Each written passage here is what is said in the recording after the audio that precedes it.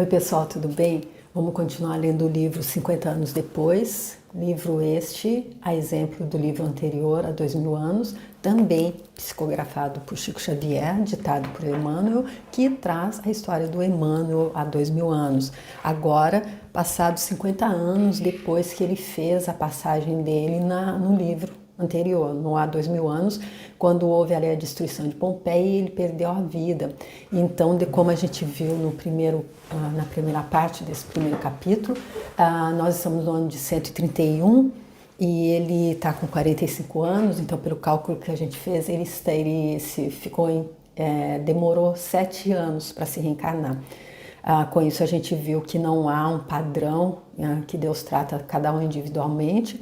Cada um se reencarna quando é melhor para o propósito dele, de acordo com o que ele criou, com o que ele viveu, eu acredito.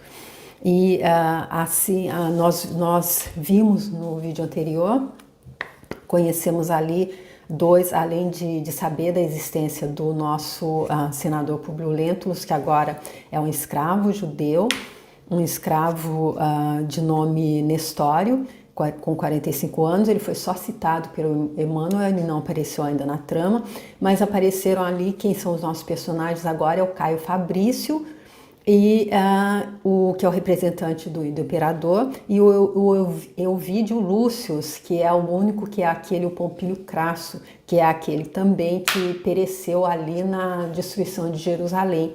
Ele viveu ali, foi ele, aquele companheiro que teve o coração arrancado ali na frente do senador. Foi a última cena que o André de Horas deixou que ele visse antes de cegá-lo, antes de mandar cegá-lo. E aí, então, nós vimos no vídeo anterior que o Caio Fabrícios, ele está voltando ali da Judéia, da Palestina, de Jerusalém, onde ele foi fazer um balanço de tudo que estava acontecendo ali, que estava acontecendo mais depois de ter acontecido aquela terceira revolução.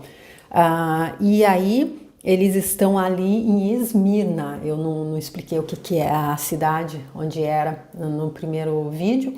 Esmirna, então, fica na costa central da Turquia e ela fica ali às margens do mar Egeu, no chamado Golfo de Izmir.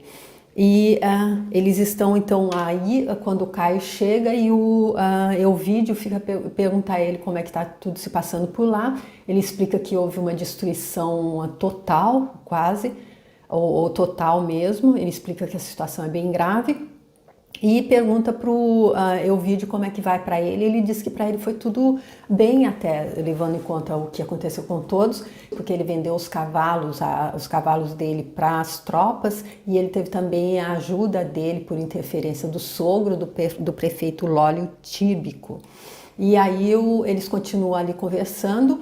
E no último episódio, então, na primeira parte desse primeiro capítulo que eu fiz, ele então explica que quem fez toda essa devastação foi o Tinéio Rufus, que então extrapolou naquela coisa de fazer de Roma administrar, de fazer da Palestina uma província, e ele até então trocou o nome de Jerusalém e ele tirou contrariando a clássica tradição de tolerância do Império nos territórios conquistados. Foi isso então que fez com que os judeus então perdessem totalmente a identidade deles, que ficassem, as tribos foram todas separadas. Então foi aí que começou toda essa separação, toda essa série de acontecimentos que a gente vê acontecer até hoje. Aí então a última frase foi essa, e aí vamos ver como é que continua aqui nessa segunda parte desse primeiro capítulo. E como de costume eu peço a Jesus Cristo que possa me abençoar, possa abençoar a minha leitura, que ela seja fluida, que ela seja de fácil compreensão, e que os meus comentários sejam proveitosos, que eles tragam alguma compreensão se necessário for, se não, que eu não os faça. E se for possível mesmo que Chico Xavier e Emmanuel possam abençoar também essa leitura, para que eu faça os comentários pertinentes. E que, como Emmanuel diz, leia esse livro, que é uma história verídica, e medite, e que todos vocês que estiverem assistindo, que possam meditar sobre o que está sendo passado dessa história verídica, e que possa servir de transformação, que é esse o objetivo desse livro, é esse o objetivo dos ensinos de Chico Xavier e Emmanuel, que Jesus Cristo mandou nos enviar. Então vamos continuar.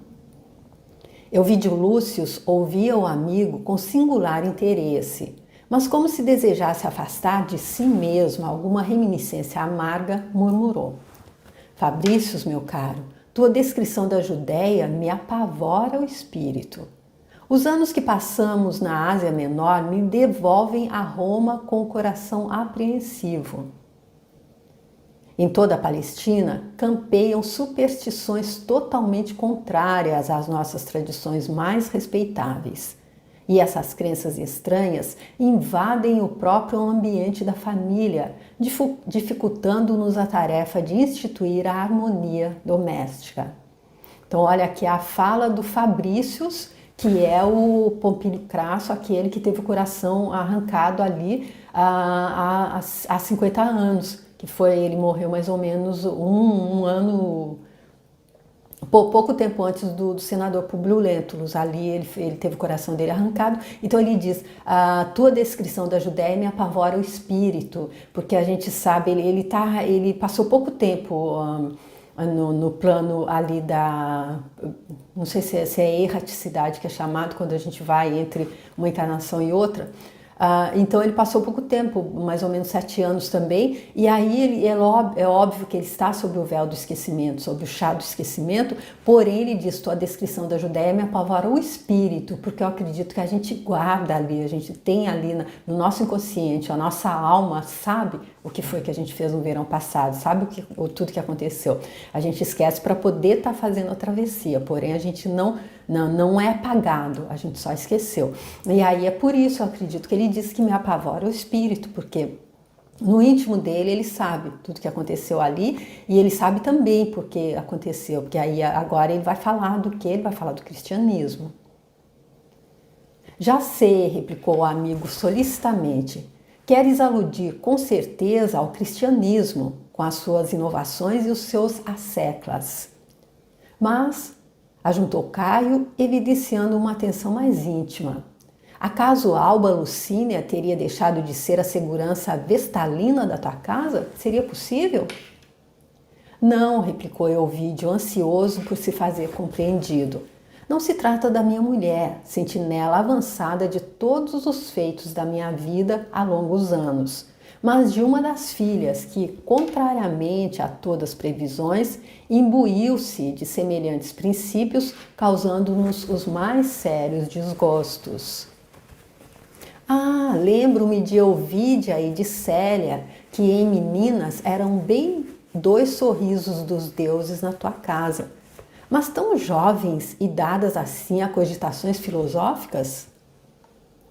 Elvídia, a mais velha, não se impregnou de tais bruxarias, mas a nossa pobre Célia parece bastante prejudicada pelas superstições orientais, tanto que, regressando a Roma, tenciono deixá-la em companhia de meu pai por algum tempo. Suas lições de virtude doméstica hão de renovar-lhe o coração, segundo cremos. Então aqui a gente vê de quem é que eles falam então das filhas do Elvídio, que uma é fácil de lembrar o nome, que é Elvídia, e a outra é a Célia, que também é fácil de lembrar, porque vai ser a personagem principal desse livro, como o Emmanuel já nos adiantou ali no prefácio, ali no vídeo de abertura. Ele diz que ele a chama de uma alma santa realmente. Ela então que está, como ele está dizendo aqui, está sendo contaminada por essas bruxarias, como eles chamam, que é o cristianismo que estava sendo ali que foi deixado por Jesus Cristo. A gente está entendendo a história toda desde o livro anterior. E então Célia se impregnou dessas ideias que ele está chamando de bruxaria. E aí ele diz que eles vão voltar para Roma e aí ele vai deixá-la, então, na casa do pai dele, que as virtudes dele, então, hão de renovar o ânimo da menina, da Célia, segundo as crenças deles, que é do politeísmo, acreditar em vários deuses e de jeito nenhum, nenhuma forma de irmandade, nenhuma forma de compaixão, nenhuma forma de fraternidade existia, não é? É verdade, concordou Fabricius, o venerando Cineio Lúcius, então o pai dele, o pai do Elvídio, reformaria para as tradições romanas os sentimentos mais bárbaros de nossas províncias. Fizera-se ligeira pausa na conversação, enquanto Caio tamborilava com os dedos, dando a entender a preocupação dele como se evocasse alguma dolorosa lembrança. Elvídio, murmurou o tribuno fraternalmente, teu regresso a Roma é de causar apreensões aos teus verdadeiros amigos. Recordando teu pai, lembro-me instintivamente de Silano, o pequeno enjeitado que ele chegou quase a adotar oficialmente como próprio filho, desejoso de libertar-te da calúnia a ti imputada no albor da mocidade. Então aqui a gente vê como é que está começando a primeira trama aqui dessa história. Então vem mais uma pessoa, além do pai dele, do pai do Elvídio, o Sinésio, aparece aqui agora o Silano, que o pai dele então tentou adotar como próprio filho para libertá-lo da calúnia que foi imputada a ele no albor da mocidade. Calúnia é essa, qual poderia ter sido para o pai querer adotar uma criança. Então a calúnia que seria ele, o Elvídio, o pai, porém ele negou. Vamos ver o que aconteceu depois disso. Sim, disse o anfitrião, como se houvera repentinamente despertado. Ainda bem que não desconhece ser caluniosa a acusação que pesou sobre mim. Aliás, meu pai não ignora isso. Apesar de tudo, teu venerável genitor não hesitou em cumular a criança a ele encaminhada com o máximo de carinhos. Então o Caio aqui dando umas alfinetadinhas, não é? Ele diz que foi calúnia dizer que ele seria o pai do Silano, da criança. E aí o Caio diz, mas apesar disso, apesar de ser calúnia, o seu pai não se furtou a quase querer adotar e dar muito carinho para essa criança. Depois de passar nervosamente a mão pela fronte, Elvídio Lúcius acentuou. E Silano, sabes o que é feito dele? Olha aí, mais uma pontinha aí para a gente entender que ali no íntimo dele ele sabia que não era calúnia, ou quando diziam que era ele, ou o pai do Silano. As últimas informações davam-no como incorporado às nossas falanges que mantêm o domínio das Gálias, como simples soldado do exército. Ou seja, levando uma vida simples, enquanto o pai era ali uma pessoa ali abastada, uma pessoa ali de vida boa, uma pessoa ali da área nobre, não é? Às vezes, ajuntou Elvídio preocupado, tenho pensado na sorte desse rapaz, pupilo da generosidade do meu pai desde os tempos da minha juventude. Mas que fazer? Desde que me casei, tudo fiz por trazê-lo à nossa companhia. Minha propriedade da Idumeia poderia proporcionar-lhe uma existência simples e liberta de maiores cuidados sob as minhas vistas atentas. Todavia, Alba Lucínia se opôs terminantemente aos meus projetos, não só recordando os comentários caluniosos de que fui alvo no passado, como também alegando os direitos dela exclusivos à minha feição, pelo que fui compelido a conformar-me, levando em conta as nobres qualidades da alma generosa dela. Então aqui mais um personagem que aparece, Alba Lucínia, que é quem? É a mulher então do Elvídio. E aí ele contando, apesar dele saber que é calúnia, dele dizer que é calúnia, que ele foi caluniado, ele não era o pai do menino, ele diz que assim que ele casou, ele tentou de todas as formas trazê-lo para junto dele. Ele também queria ser caridoso, só por caridade, não porque ele era o pai, não porque a consciência dele estivesse chamando ele à luz. Ele então tentou trazê-lo, que ele teria uma vida melhor ali com ele. Não seria um simples soldado agora, desse jeito, não sei nem se ele daria um nome a ele, mas enfim. Não, porque ele não era o pai. E aí, então, a Alba Lucínia, a mulher dele, então se opôs. E aí, gente, presta bastante atenção que aqui é aquele ponto do livro há 2000 anos em que, quando chegando a Jerusalém, uma pedra, um pedregulho, como disse Emmanuel, feriu levemente, superficialmente a face da Lívia, e por isso o senador Públio Lentulus condenou um jovem, um adolescente, às galeras, que significava pena de morte, escravidão para sempre, pena de morte para os escravos que iam para as galeras. E aqui então a atitude da Alba Lucínia é que vai marcar bem essa trama. Se a atitude dela tivesse sido outra, tivesse sido a de acolher o Silano, ela sabia que era filho do Elvídio, é óbvio, devia saber, quer dizer, são só as minhas conclusões, mas eu acredito que ela devia saber, senão ela não teria se oposto, acredito. Mas ela não foi, por orgulho, ela também, orgulho e vaidade, ela se opôs, sabendo.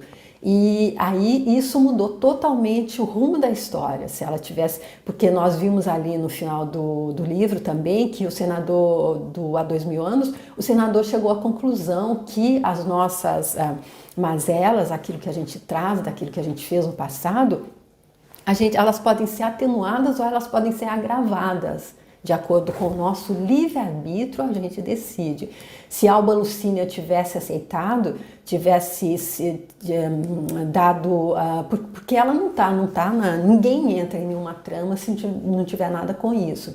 Entrar em uma trama em que um homem que é pai de uma criança que ele não quer assumir, ela também tinha a ver com isso. Ninguém entra porque não estava precisando de um personagem ali, é colocado e sofre as consequências. Eu acredito que não.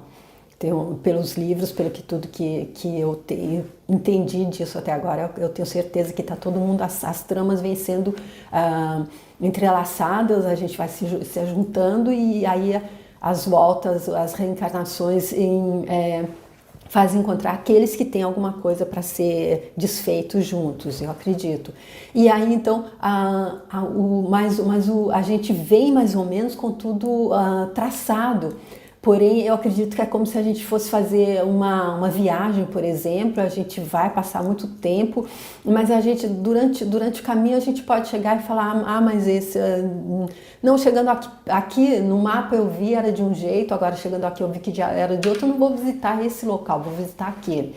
Nós temos o livre-arbítrio para estar, então, agravando ou atenuando aquilo que ficou determinado. Por exemplo, isso aconteceu com o senador Públio Lentulus quando ele teve um encontro com Jesus Cristo. Ele disse, esse minuto pode transformar toda a sua vida, como aconteceu com Paulo de Tarso.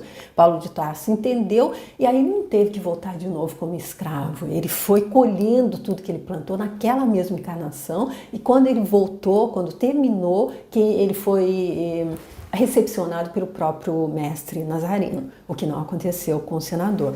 Para ver que nada está, não é nada a ferro, assim, eu acredito, a gente plantou com a consciência que a gente tinha, a nossa consciência se expandiu, a gente entendeu, acho que o importante é entender, a gente entendeu, aí a gente vai colhendo e vai atenuando até o resultado daquilo que a gente plantou. E aqui então a Alba Lucínia então colocou aqui realmente bastante, se a gente pode dizer, fogo aqui nessa lenha aqui nessa fogueira dos nossos personagens. Então que a gente vai ver que eles continuam ali juntos no livro também, no quarto livro, que é a Renúncia, tá bom? E aí continua então o Elvídio. Bem sabes que minha esposa deve receber as minhas atenções mais respeitosas. Não tenho remédio senão aceitar de bom grado as afetuosas imposições dela. Elvídio, bom amigo, exclamou Fabrícios, demonstrando prudência. Não devo nem posso interferir na tua vida íntima. Problemas há na vida que somente os cônjuges podem solucionar entre si na sagrada intimidade do lar. Mas não é apenas pelo caso de Silano que me sinto apreensivo relativamente ao teu regresso. E fixando o amigo bem nos olhos, rematou. Lembras-te de Cláudia Sabina? Mais um personagem aí, gente, olha. Cláudia Sabina, quem é? Sim, respondeu vagamente. Não sei se estás devidamente informado a respeito dela. Cláudia é hoje a esposa de Lólio, o prefeito dos pretorianos. Não deves ignorar que esse homem é a personalidade do dia, como depositário da máxima confiança do imperador. Mais uma vez aqui a gente vê o Lólio Tíbico, que é aquele que intercedeu pelo próprio Ovídio, porém agora a Cláudia Sabina, a gente vai ver daqui a pouco, que ela é a mãe do Silano, ou seja, ela é aquela pessoa que então devia ser a namorada do Ovídio, aí quando engravidou ele simplesmente não assumiu. Foi calúnia para ele dizer que seria ele o pai do filho dela, que ficou ali então como um bastardo, o Silano. A gente vê até que ele não tem nem sobrenome, porque todo mundo vem, a Cláudia Sabina, o Ovídio Lúcio, todos têm sobrenome, o nome do pai, o nome de família. O Silano é Silano, que a gente sabe que naquela época ser filho bastardo era não ser nada, não é? Então deve ser bem, hoje ele é um adulto. Então olha tudo, olha como vai aparecendo bastante coisa aqui, né, para eles estarem colhendo. Então ela hoje, a Cláudia, aquela que foi a namorada dele, que ele não assumiu o filho e que a mulher não deixou que ele trouxesse o filho também para junto dele. Então ela é a mulher de quem? Ela é a mulher do Lólio, que é o prefeito, e que ele é o prefeito dos pretorianos, ou seja, a guarda pretoriana é aquela que é ali mais próxima do imperador, ele é confiança máxima do imperador. Ovídio Lúcio passou a mão pela fronte, como se desejasse afugentar uma penosa recordação do passado, revidando afinal para a tranquilidade de si mesmo. Ele buscando tranquilizar ele próprio, porque ele está vendo que o que ele plantou ali no passado, prestes a aparecer para ele colher, e que vai ser meio difícil.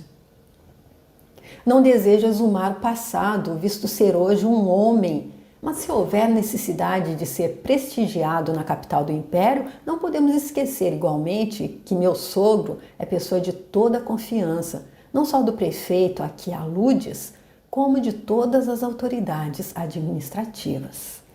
Então aqui ele se firmando novamente no sogro, aqui dá para ver também porque é que ele não assumiu com Cláudia Sabina e foi se casar então com a filha do sogro dele, que é a mulher dele agora então, e que não deixou que ele trouxesse o filho para junto dele. Bem o sei, mas não ignoro também que o coração humano tem escaninhos misteriosos. Continua aqui então o Caio ali mostrando, vendo se acorda aí. Não acredito que Cláudia, hoje elevada às esferas da mais alta aristocracia pelos caprichos dos destinos, haja olvidado a humilhação do seu amor violento de plebeia, espezinhado em outros tempos. Aqui então. Enquanto hoje ela é a primeira dama ali, ela é a esposa do prefeito. Porém, quando ela era jovem, ela era uma plebeia. Então, por isso, quando ela devia ser bonita, então ela serviu para os caprichos dele e depois, quando ela engravidou, não era dele, não tinha nada a ver com isso. Ele ia casar, então, com uma que tivesse um pai que fosse, como ele está dizendo, o sogro dele é uma pessoa super importante. Então, aí é aquilo que a gente vê, né? Como é que a gente vai fazendo na vida, especialmente quando a gente é jovem. Eu acredito que a gente não deve fazer nada, absolutamente nada, para o outro que a gente não queira para a gente mesmo. A gente deve sempre se colocar na pele do outro. Como ali no Há 2000 anos também, quando a Fúvia aconselha a Aurélia a casar com o Otaviano, simplesmente para fazer ciúmes pro outro lá, pro Plínio. sem pensar no sentimento dele. Ele a amava e quando ele descobriu tudo, o que ele fez? Ele se suicidou. E ela com certeza tem responsabilidade nisso. Então, especialmente quando se trata de uma pessoa, do sentimento de uma pessoa, a gente deve ter bastante cuidado, acredito. Sim, confirmou Elvídio Lúcius com os olhos parados no abismo das recordações mais íntimas dele. Muitas vezes tenho lamentado o haver nutrido no coração dela uma afetividade tão intensa, mas que fazer? A juventude está sujeita a caprichos numerosos e a maior parte das vezes não há advertência que possa romper o véu da cegueira. Então ele buscando ali também encontrar uma saída, ele tem que buscar uma desculpa para ele próprio, não é? Ele lamenta. Ele lamenta que ele tenha então nutrido no coração dela, da Cláudia Sabina, essa afetividade tão intensa. Ela realmente era apaixonada por ele, porque a gente vê que isso dura muito tempo, até ali no quarto livro. E aí, mas ele põe tudo isso como responsabilidade da juventude, quando a gente são aquelas pessoas também que às vezes dizem, eu fiz isso porque eu estava bêbado, então aquela coisa, né? E estarás hoje menos moço para que te sintas completamente livre dos caprichos multiplicados da nossa época? O interpelado compreendeu todo o alcance daquelas observações sábias e prudentes e, como se não lhe provesse o exame das circunstâncias e dos fatos, cuja lembrança penosa o atormentaria, replicou sem perder o aparente bom humor, embora os olhos evidenciassem uma preocupação amargurosa. Caio, meu bom amigo, pelas barbas de Júpiter, não me faças voltar ao pélago escuro do passado. Desde que chegastes, nada me dissestes além de assuntos penosos e sombrios. De início, é a miséria da Judéia de arrepiar os cabelos, com seus quadros de desolação e ruína. E depois, eis voltado para o passado escabroso, como se não nos bastassem as atuais amarguras. Fala-me antes de algo que me consolide o repouso íntimo. Embora não saiba explicar o motivo, tenho o coração apreensivo quanto ao futuro. A máquina de intrigas da sociedade romana aborrece-me o espírito, que nunca encontrou ensejos de lhe fugir ao ambiente detestável. Meu regresso a Roma